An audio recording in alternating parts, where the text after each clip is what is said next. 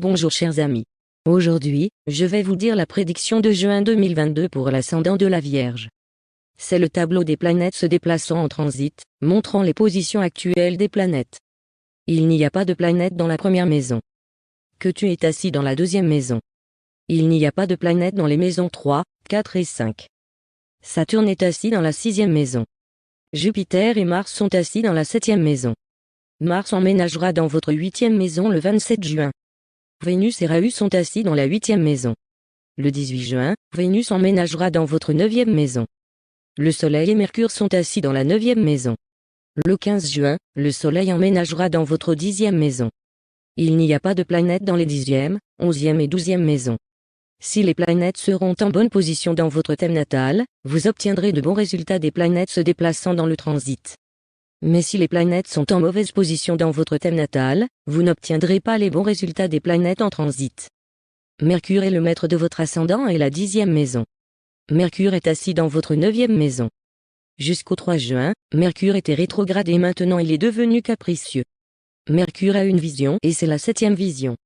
Si le Soleil et Mercure sont ensemble dans la neuvième maison, Mercure formera Bouddha Aditya Yoga. La conjoncture économique sera forte. La chance vous soutiendra. Le soutien du Père sera disponible. Il y aura des fonctions religieuses. Vénus est le seigneur de votre deuxième et neuvième maison. Vénus est assise dans votre huitième maison. Vénus a une vision.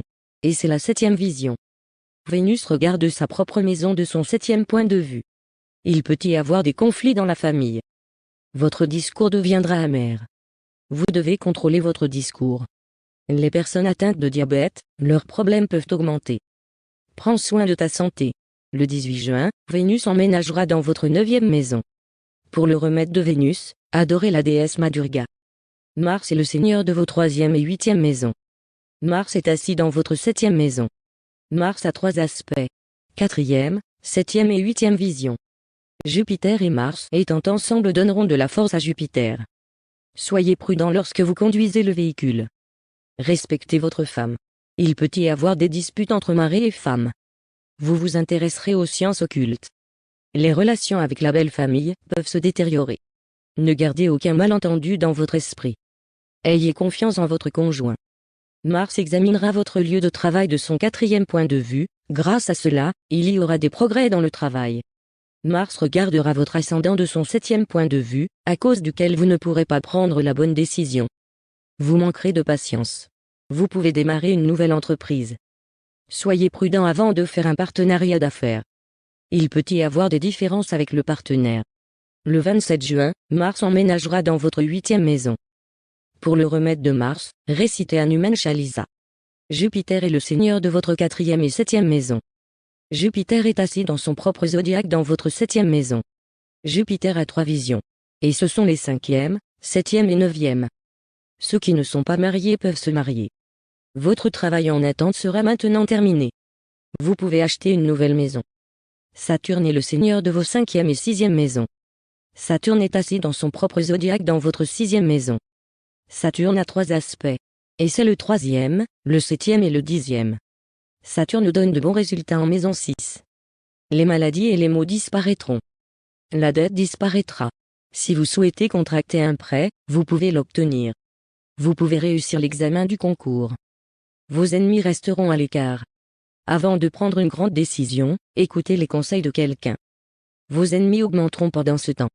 Si le procès était en cours, vous pouvez y gagner.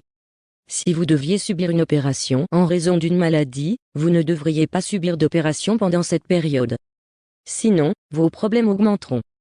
Il y aura des disputes inutiles entre mari et femme. Il y aura des différences avec le partenaire commercial. Le Soleil est le maître de votre 12e maison. Le Soleil est assis dans votre 9e maison. Le Soleil n'a qu'une seule vision. Et c'est la 7e vision. Le Soleil et Mercure ensemble dans la 9e maison donneront de bons résultats du Soleil.